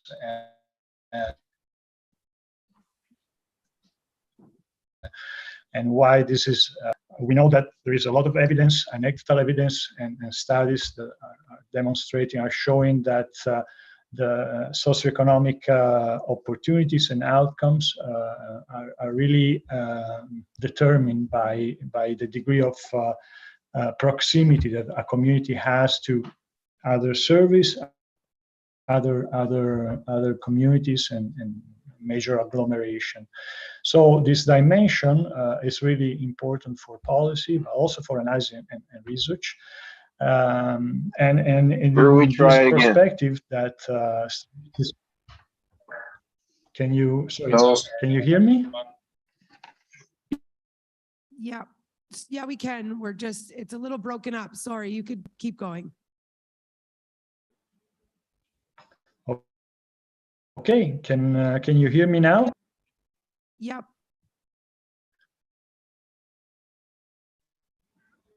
Okay.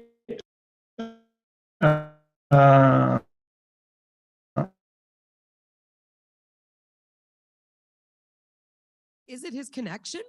Oh, your connection's not the greatest. Try to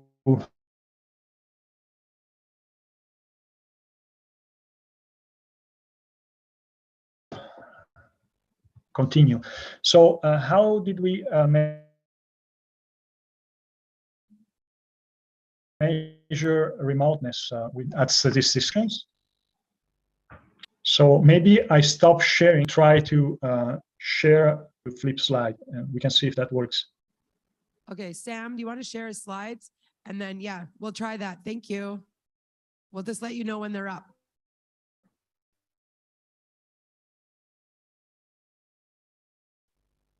Sorry about this inconvenience. Okay, they're up and we're on slide 2. Yep. So if you can move to the next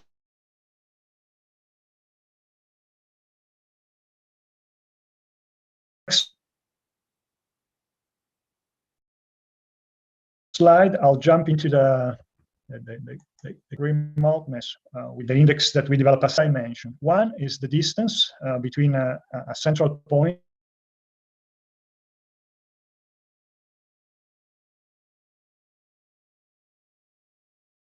in a community, in a municipality, and all the travel radius. And the second dimension is the population size and villages that are in this 2.5-hour radius. Why are we using 2.5-hour radius? Because that is the within one day.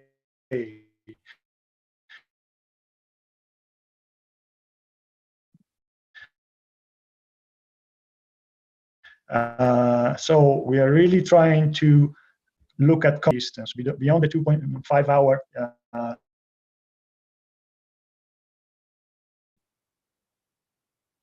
You wouldn't want to travel within one day. Really reflect how many people are living within, how close they are to your. With a visual representation, I put together this scheme. So on the panel on your left, you see a map of schematic representation. You have villages, you have mountains, rivers, etc. So the first thing that of all these villages and town, and here on your left, on your right, you have these dots that are representing the size in terms of population of each community. So imagine that you want to measure remoteness for the communities, the community that is here at the center of your picture, the one that is in orange. How can you go with we did is to, if you go to the next slide, slide 4, we took a radius of 2.5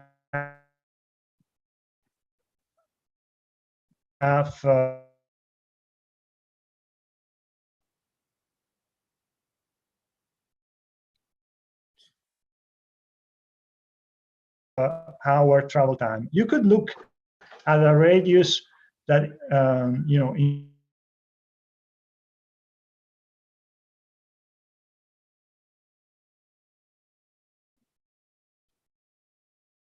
include all the communities in distance as the crown flag. For municipalities that are not really connected distance to the road network, right, you will have the representatives with this index. So it's really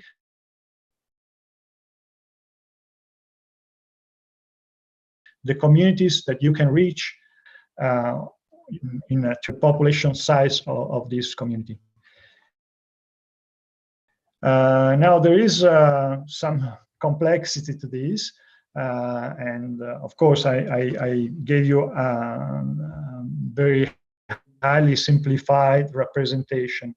The challenge in places like Canada, as you know it very well, is that not all communities are connected to the road network. So we had to face this challenge, and the way we solved this, the only way to find a common metric for distance is to transform and kilometric distance into travel cost. So for communities that are connected to a road network, that was quite easy. We could convert the travel time into a cost with some mathematics. And for the communities that are not connected to the road network, so the ones that are flying in, do some estimation, and we use the cost of one individual traveling with commercial available option, usually flying option.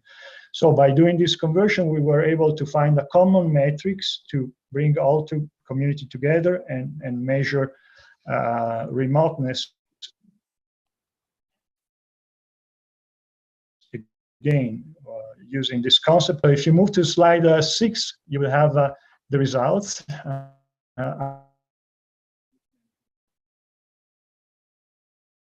A representation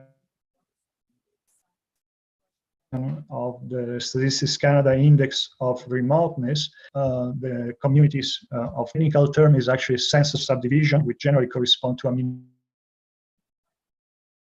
municipality in Canada. There are 5,125 of them across Canada. And this index, again, is for each one of the municipality, and is a continuous measure from 0 to 1. So we converted the value that we got from the calculation of distance and population size into what we call normalized value, meaning a value between 0 and 1. Where 0 is, you can imagine, that is the downtown Toronto, and 1 being the. You move to slide 6 of the distribution of the index. Sorry for those that are less familiar with graphical graphics and statistics, but what you have here are information for indigenous communities on the left and non-indigenous community on the right.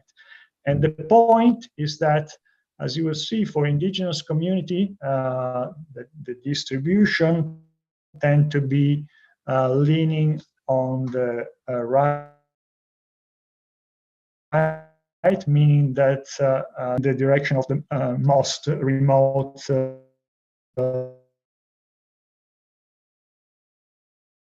type of community. We have more community, the distribution is heavier on the left, so on the least remote community. Now moving to the next slide, slide 8, I think this would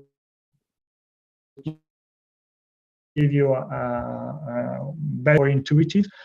You have a map of remoteness for the least remote, which are the dark purple, to the most remote, which are the light purple. Again, there is no surprise here in the sense that the highly urbanized and densely populated area of southern Ontario, southern Quebec, and southern BC are in fact the least remote community. And then you would see that as you move out of more urbanized community, you would have higher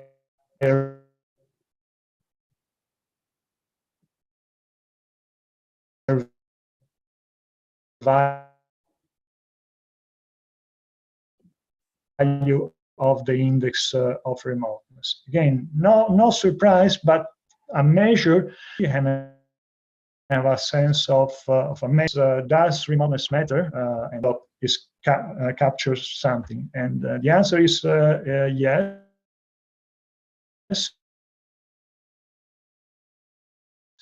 We start to use the index in dissemination of our statistical product and in a lot of analysis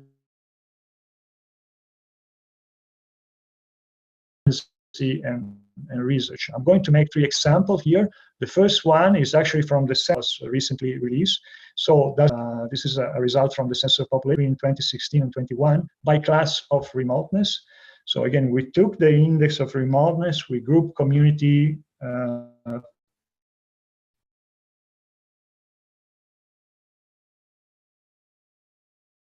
between least remote, less remote, moderate, more, and most remote. And we calculate the population growth of this community. And as you can see, there is a clear gradient, actually a high population growth between 26 Canada, not only for First Nation communities.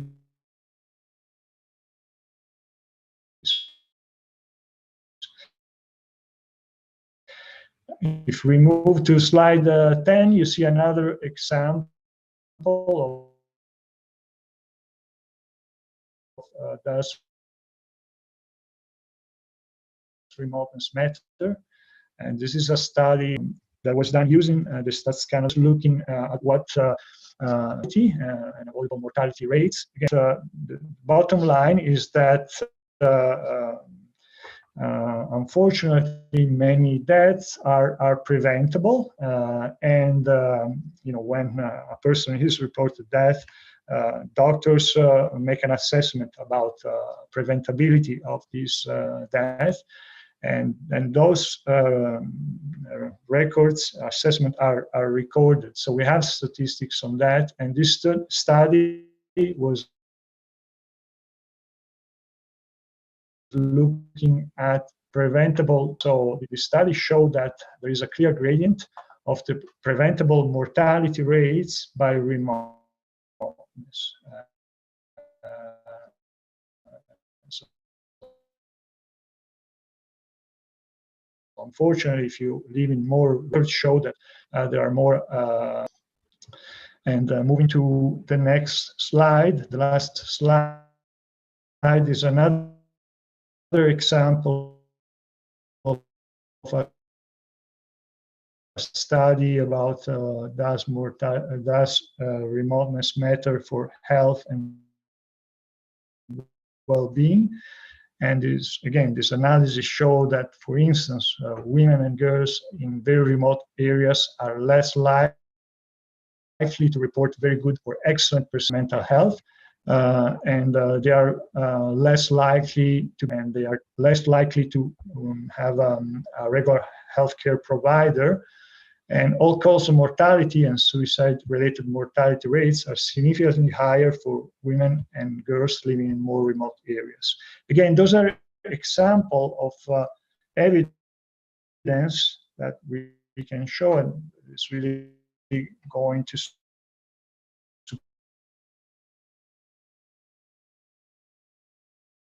support, I think, your arguments for it. So I conclude here. Again, it's based on one specific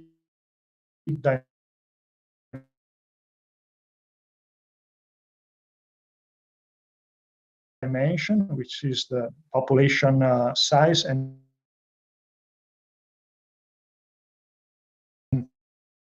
proximity to population. But this measure is increasingly used for the dissemination of our data for research, and we see it increased effect measure because the conditions on the ground are changing constantly. I think this was already mentioned by one of my every year there are new roads, new bridge, or some climatic events. So the index needs to be updated periodically. So far, we've done that, and we plan to update the index with the 2021 Census of Population and Geographic Boundary files in the summer of this year. So with this, I thank you for your attention, and I provided my contact and a contact of a colleague of mine who is working on this index. If you have any question and clarification, thank you very much.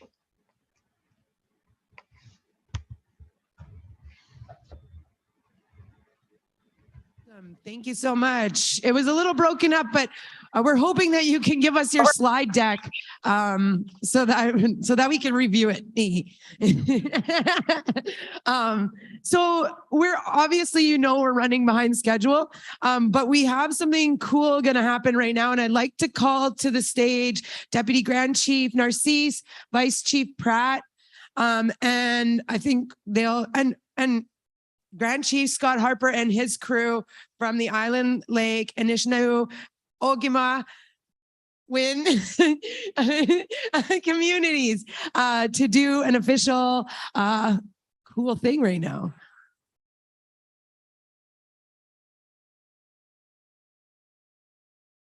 Okay, ladies and gentlemen, thank you for this morning as well.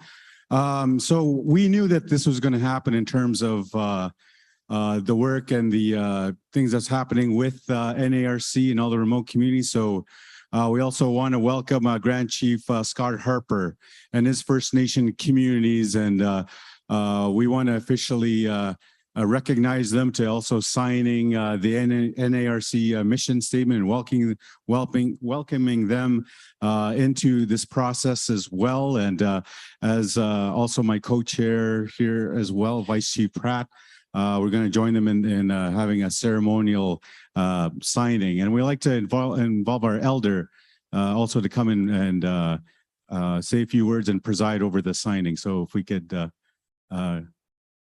Felix up here.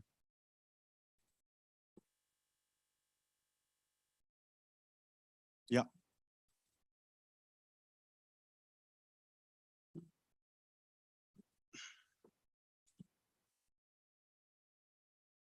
Grand Chief Harper, if you could join us up on the stage.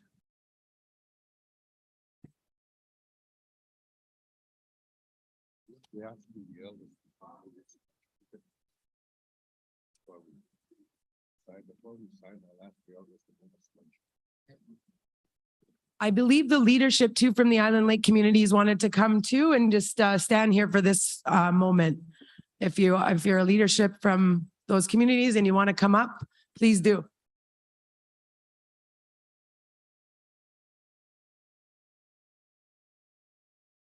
I want to, while we're getting ready here, you may sit down, chiefs. If there's not enough chairs, we'll get some more. Yeah, bring some more chairs, fellas. Young, strong men, bring some chairs. Us older, weak guys, we don't lift chairs or moose hindquarters. No, they're right here. Us older guys. We used to have our women haul our moose, you know. Yes. And us prairie people, we used to have our women take down our teepees and move camp. That's true. Our women did the work. And you know why the men were absolved from doing that heavy work? You know why? Because they didn't want to injure their men with hard lifting. And if they injured their men, then that meant there's no buffalo or moose coming in, and we'll starve as a family. That's right. Their men were actually looked after that way. Yeah, now it's the other way around. Hey. Okay, this afternoon, ladies and gentlemen, we are officially signing on to the declaration on this remote process. And the chiefs of northern Manitoba are going to sign into the declaration. All you guys, you're going to sign in. So could I have the smudger smudging? Is he done? I say he's done. Okay. I want to say this before we start the signing. It's high time we are waking up. It's high time. Look at our people in the north. I know I was a Grand Chief in the north, and I know how my people suffered all those years while I was Grand Chief, and we couldn't get an extra dollar off for them, for their food, for their gas. I know all about it. And I want to say to them, they persevered, they've struggled, and they actually are still around. I know many of the leadership that were there with me are gone. They're gone. And I wanna say to them, you know, that was $80 a turkey. It was $20 in town. $80 a turkey. So they didn't eat their turkey. And it was one can of tomato soup. It's $1 here, maybe less. Transportation alone for that can of tomato soup was $1. $1. So that doubled the price already. We complain today, $10 a gallon of gas. 25 years ago, it was already $10 for them. Already, 25 years. So I want to thank this forum for putting our people as a priority, our people. We cannot continue to have our people suffering the way they are. I wish the Southern bands would recognize other things on when we do pricing and costing. You know what we want? I know what we've been asking for in Saskatchewan. We want an audit of all our resources that left us. We want to do an audit of all our animals. We want to do an audit of the priceless loss of our buffalo. We want to do an audit of 150 years of farming on our lands. We want to do an audit of how much gold, potash, uranium was mined in our territory without us getting a dime. We want an audit done like that. So the experts on the audit process, we kind of expect you to, well, make a few more dollars and do that treaty audit right across this land. Because we lost, we got robbed.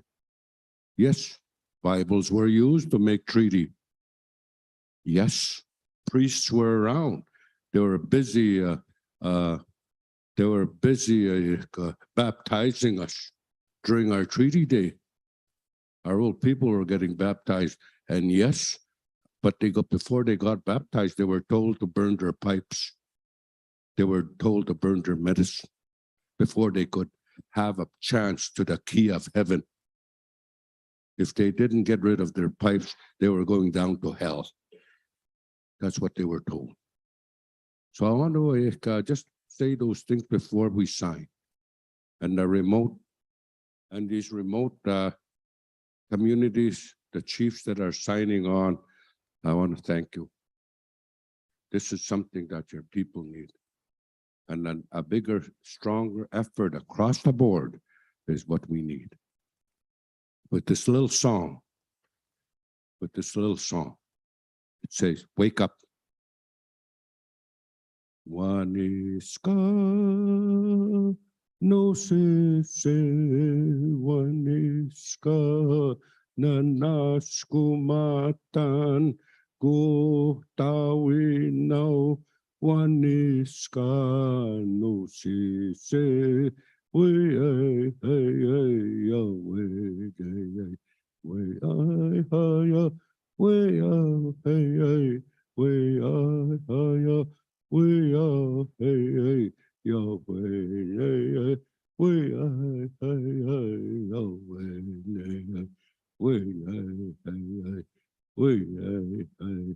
wake up, my grandson. Wake up, my granddaughter. We're not being relatives anymore. Wake up. We're not being kind to each other anymore. Wake up. Government and other people, immigrants, are doing strange things to our people and they're hurting our people. Wake up. That's what that song means. Let's wake up. Let's wake up. We lost our spirituality. Let's wake up. Let's wake up. All our resources are being taken away without even asking us. They're taking our resources and selling them across the ocean. Wake up. That's ours. Those are our children's inheritance. Wake up. That's that song that was given to us by the spirit world and told us, yes, wake up now, my grandson. Wake up, my granddaughter. Hi, hi. So with that, Narcisse, if you want to explain the declaration and maybe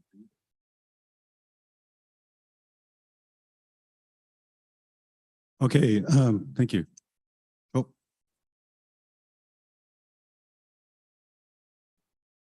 Of course. Can we get members of our Chiefs Committee on Children, Youth, and Families to also join us up here? So Chief Crane, Chief Tweedo, Chief Batiste. Oh, and also Deputy Grand Chief Friday. Could you come and join us up here as well? Up here. Yep. And be careful up here too, because there's a drop in the back here, so we don't want to lose anybody. Yeah, really. And also Sandy Lake Viceroy Rod Fiddler, representing Sandy Lake Chief. Come on up.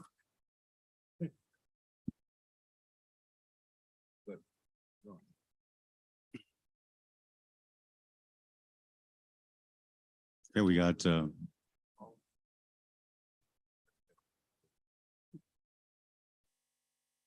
taking pictures. I'm standing in the front. okay, here he comes. Yeah, it's great to have everyone here. So now we have a new partner with Grand Chief Harper to sign the National Assembly of Remote Communities NARC mission statement. Whereas Canada has proposed as of October 29th, 2021 to enter into global resolution negotiations in respect to the settlement of outstanding claims against Canada in the context of child and family services. Whereas a draft agreement in principle has circulated among the parties involved in those negotiations, and whereas circulated draft agreement in principle refers to geography, national remoteness, rural as a factor to be considered in any settlement resulting from these negotiations. And whereas that circulated draft agreement in principle significantly understates the impact of remoteness on many of the communities involved in these negotiations. Whereas remoteness is not simply a factor of geography. A remoteness quotient table is underway between Canada and Anishinaabe Nation represents the only Indigenous cited data-driven economic model in respect to remoteness currently under development or available for consideration in the negotiations.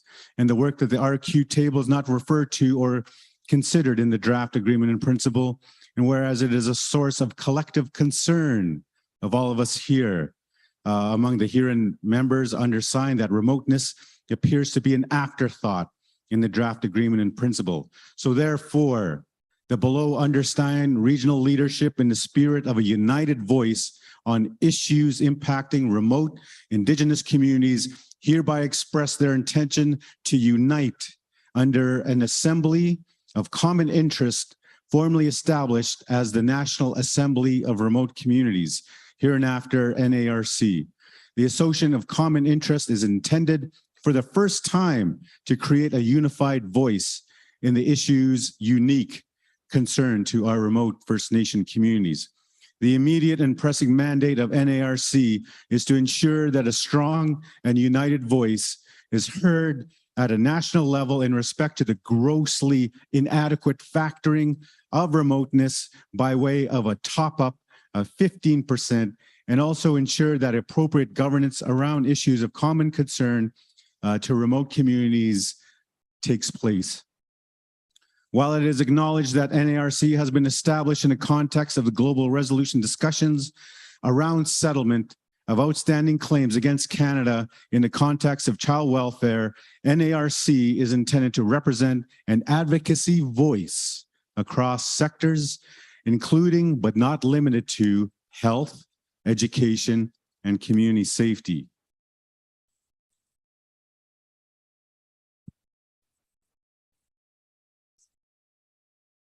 The undersigned charter members of NARC are dedicated to working together with Indigenous brothers and sisters in furtherance of ensuring the appropriate redress takes place in respect of the discrimination perpetuated by Canada. So we understand signed together. It's signed by myself, Deputy Grand Chief of Anishinaabe Nation. It is also signed by the Office of the First Vice Chief, David Pratt, Federation of Sovereign Indigenous Nations. And also we have members from Alberta, and also Regional Chief from Northwest Territories, Grand Chief Garrison Setti of MKO. And now we welcome Grand Chief Scott Harper from Island Lake Tribal Council to also sign to join us in NARC. So we welcome you, Grand Chief. So before we actually sign, I'd like the Iron String Singers to honor us with an honor song on this declaration. Nigamuk. Can all rise, please?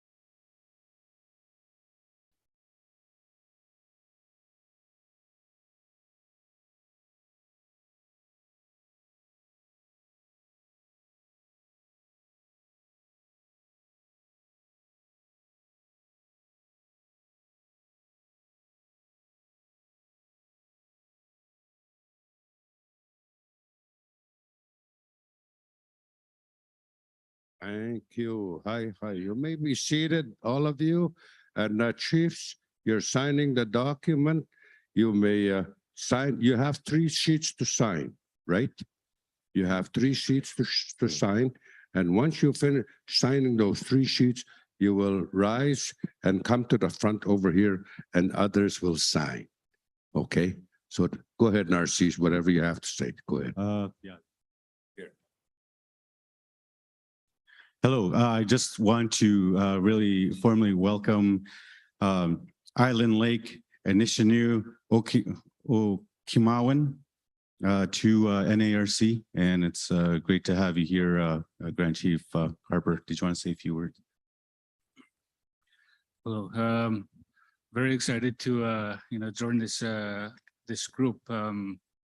We just recently had our new